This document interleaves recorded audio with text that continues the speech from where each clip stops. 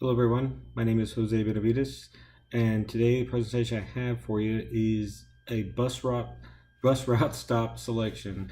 And what this is an analysis of the selection process and criteria for bus stop location for United Independent School District in Laredo, Texas. A quick overview of what we're going to be talking about today is we're going to look over some background information on UISD and their policies, the contemporary methods and practices for selecting bus stops, some research that I did. We're going to discuss the results of that research and discuss some recommendations, and then end with a nice conclusion. Now, some background information on UISD. It is in Laredo, Texas. It's United Independent School District. The previous policy of what we're going to be talking about was that multifamily complexes like apartment complexes would a bus would stop in front of those multifamily homes to pick up groups of kids. Now, this right here changed due to a collision one of the buses had going down one of the streets that we will be discussing today. This is talking about we're going to be examining the school bus stop route along Delmar Boulevard, and one of the streets that went down was on King Arthur's Court, and the bus collided with a vehicle while it was turning around in a cul-de-sac. Now, the new policy was that the kids will no longer be picked up in front of their apartment complex, but would travel on foot to the to Delmar Boulevard, which is the parent main road to all these other roads. And this right here was also done to help aid in a reduction in the budget. They had 20% reduction for the transportation department. Now, what we have here is a map of the area that will pop up. The green route is the new one. The red lines there represent the individual roads that used to go down. Now, some of the current methods behind developing routes include one of them is called a column generation. As soon as that comes up there we go. Column generation, what that does, it calculates, it divides routes into legs or branches, and it calculates the cost of each route or branch, and weighs that against the route times and student population densities. Now, this right here also, they try to fit these different branches within district's policies. Now, the second method that I came across was a GIS software method. Now, that right there uses a computational power to calculate route times, costs, as well as optimal pickup and drop-off locations. And these routes that it comes up with are weighed up against district policies. Now, some of the districts that I interviewed to see what their methods were included Corpus Christi ISD. I talked to a woman named Laura who was a router, and she stated that there was no official set method, but they just set the different stops on a case-by-case basis, and that's really all she said. Now, the one with the most extensive was Round Rock ISD. I talked with a router, Stan Barnett. He said that it's divided into three criteria: student safety, route efficiency, vehicle safety, and that includes, on-foot travel, blind spots from traffic, geographical locations, student safety, on-foot travel, traffic blind spots, other geographical factors. Now, the efficiency was sort of the walk-to-stop distances that students had to travel on foot from their homes to the bus stop. For elementary kids, they try to keep it within a quarter mile. For secondary students, they would try to keep it within half a mile. It also took into account student population density, and you had to live a minimum 2-mile distance from the school you were attending. The next part is vehicle safety, and that right there is really a look at the vehicle's capabilities. Now, they didn't fill the vehicle, the bus, beyond 80%. That was to account for overflow days, and where they had extra students that didn't regularly ride the bus, or ones that were new to the district, as it is a pretty rapidly expanding district. They avoided railroad crossings because that has certain wears and tears on the vehicle. Avoided places with a high water content or table, real muddy areas, things that were known for flooding. Hazardous roads, roads that were under construction, that sort of thing. Had lots of gravel or other things that could damage the vehicle, or overpasses with a low clearance, and then those were potentially dangerous ahead. He spoke of one instance where that was a problem years back.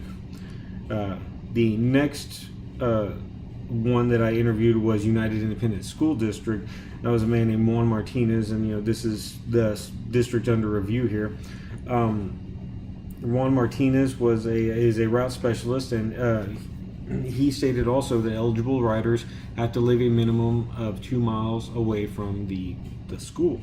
Okay, the main thing that he said that was the first thing that he said that they took into consideration was the location of sex offenders. Now, they says on their website there is a list or a link that takes you to a list of all the sex offenders in Laredo, Texas, and the bus driver's first priority is to make sure that a student does not approach known locations for sex offenders. If there's a sex offender along a route, they will make a stop before and then one more stop after to make sure no student has to even cross the front part of the in front of the house, even if there is a sidewalk there. They have no set distance between the student's residence and then a bus stop. However, they try to keep it within 2 to 3 blocks. Some have to do more and some have to do less, depending on geographical restrictions. They avoid crossing. They have the students avoid crossing any kind of road. So if it's in a neighborhood or a residential neighborhood, they may try to make the stops to where the student does not have to cross that road right there, but they can't just go up and down every road to make sure a student doesn't do that. But they do that on main roads. A road like Del Mar, they would go up one side and then down the other to make sure a student didn't have to cross 4 or 5 lanes of traffic. Pretty good policy right there. The next thing we're going to look at here are UISD mission and goals. Now, number 2 on their mission statement, or number 2 goal rather, is to provide a safe, nurturing, positive, secure learning environment for all students and staff. The transportation department echoes this by stating that community members, parents, school personnel, security officers, and bus drivers work together to protect our students. Expect the unexpected is our motto. Children can run into the street from between the cars or in front of a stopped school bus. Now, this right here is an implied partnership between the district and the parents. It seems right here that primarily what they're concerned with is safety above all, and that they need to prepare for unexpected things. Now, what we did was distribute surveys to the parents along these bus stops right here. There were 3 locations: Plantation Drive, Lago Del Mar, and then King Arthur's Court. Each road has 2 or more apartment complexes or multifamily dwellings, however you want to look at that, and everyone there has each stop has parents that go to the elementary school, Colonel Santos Benavides Elementary, which the bus travels up Del Mar, as we saw on the map earlier, and then goes up Winfield Drive to go to the school. Now, these parents were given 2 open-ended questions.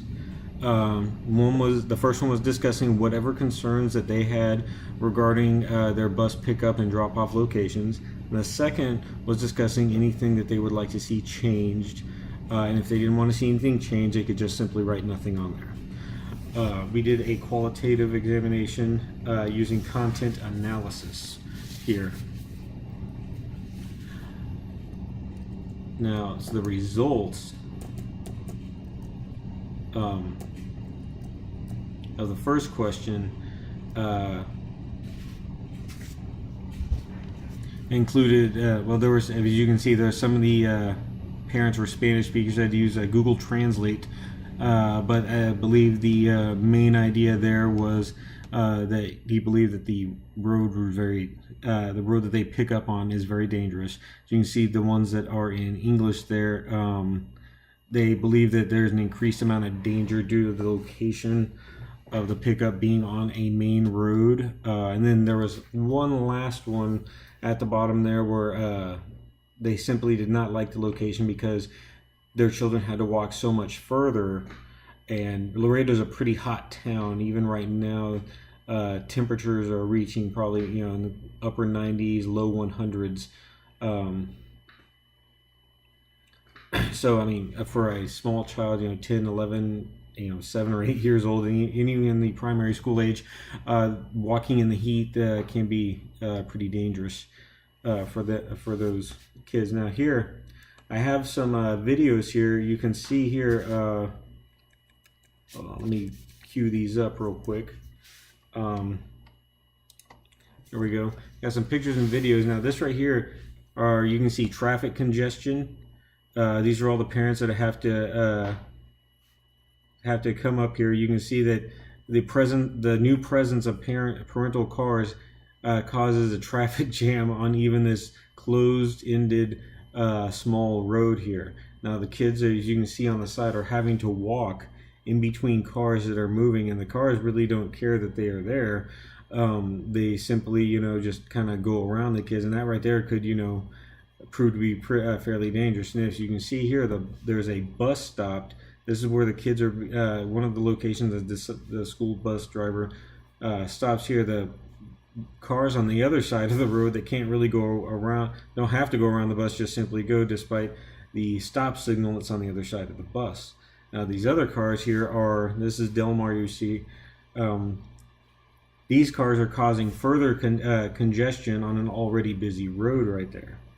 All right, and if you look here, this is traffic trying to get onto King Arthur's Court once again.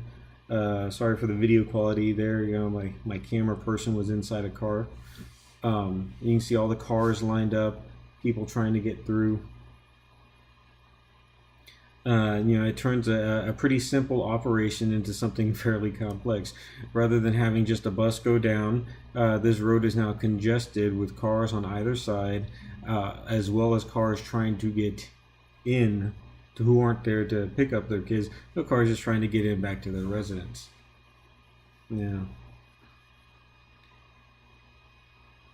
Now some interesting parts of this traffic here. We're going to queue up some graphs here for you. Now, if you look here, these right here are all numbers of crashes by time of day, and I have the different days of the week set up there. Since school's only on Mondays through Fridays, typically, I only put Monday through Friday up there. But these, if you look at these bar charts here,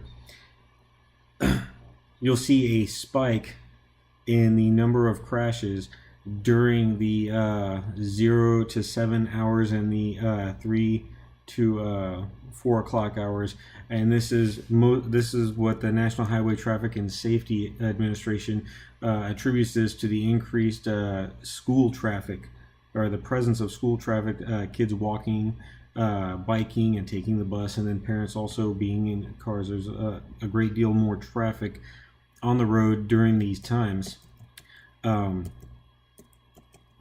This next set of data right here, this next chart, this is all the traffic for school involved that's school related. Some of the ones you can see that there's all the school traffic happens during all school traffic accidents happen during transit time. The other ones involved that you see that happen outside of the normal transit time are stuff like field trips, people coming in late, that sort of thing right there, kids skipping school. But if you see during the normal transit times between the hours of 6 and 7 and 8 o'clock, and then when they let out after 3 o'clock, you'll see sudden spikes in these. So it is very obvious that these right here, the increased traffic accidents, are due to the presence of children. Some more data from the same administration attributes this to the additional on-foot traffic you see from kids. Now this right here is traffic crashes by month. Traffic crashes by month here, you see October is the highest month out of all the entire year, and they say this because Halloween is the most dangerous holiday or day throughout the year because of drunk driving and the presence of children on foot. Now, some of these may say that it could be argued that Laredo may not necessarily fall within these normal, because these are averages, these are national averages that we're looking at. However, right here I have in Texas, the major cities, these are the top cities right here in numbers of crashes right here. As you can see, Laredo is at the very end, and the big tall one sort of to the right in the middle is Houston. They're all labeled right there. It would look like, well, Laredo doesn't seem to be that bad. However, if you take a per capita measurement, which is what this next one over here next to it is, this is the per capita. Laredo is right there in the middle, so we actually fall right within that national average measurement right there. So we can actually take these measurements by the National Highway Traffic and Safety Administration and apply them here to our district.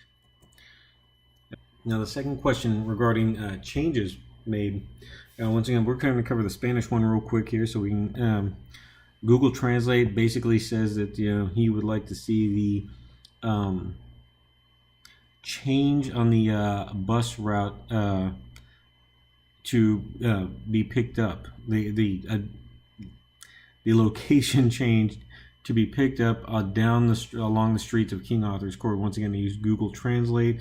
Not the best translator, but it gets the right idea across. Other ones say to an area less congested. Route stops should be closer to home. Students should be dropped off in front of their apartment complexes. And being dropped off in front of the complex would be more safe for the kids right there. So all these imply a location change. These are the desires of the parents.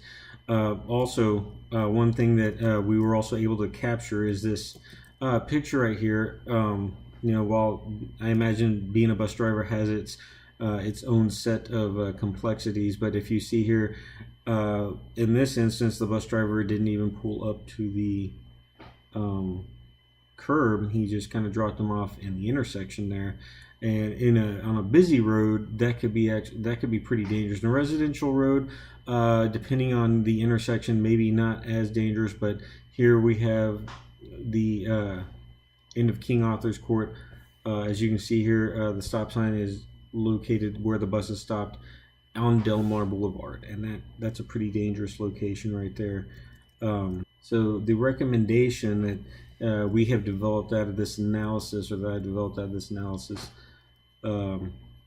is moving the pickup and drop off location away from such a hazardous zone, or to a less hazardous zone, would more closely adhere to the district policies and goals. It would promote a partnership between the parents and the district, as they promote in their goals. It would put the safety of the students above all, and it would actually increase efficiency and the accountability of the district, in that while they may have tried to use this to lower the amount that they're spending, one, they're not really taking that much off of the route, and secondly, the dangers that they pose against the children open them up for a lawsuit, potential lawsuit, depending on depending on whether or not a child is involved in a accident, and the data shows that children or passengers, rather people involved in traffic accidents are more likely to be killed or injured if they are outside of the vehicle. So pedestrians that are involved in traffic accidents are at greater risk of being killed or injured, and that includes children, probably more so due to their frail bodies. This right here would make the taking this into consideration would make the district more accountable, considering that they require the students to be at the bus stop at least 5 minutes prior to the bus arriving there, which would mean that they would have to be traveling on foot during this time. Now, the district may argue that they are not responsible for things external to the bus. However, there is a causal relationship between the potential of being involved in an automobile accident and requiring the students to arrive at a bus stop on time, especially if the bus stop is along a very busy road. Once again, if they're saying that they can simply wait in a parent's car, they're still requiring large groups of cars to wait on very narrow roads, congesting traffic, which increases the chances of an automobile accident. Not asking the parents and students to do this would more promote the accountability and efficiency, considering there would not be the added cost of legal expenses. Now, that is all I have for you today. I thank you for watching and bearing with me through this. And I have a list of references here for you. If you have any questions, you can look those up, or you can email me, benavides.jose3@gmail.com. I'll be more than happy to discuss any of the things that I have talked about today. Thank you all for a wonderful semester, and good luck.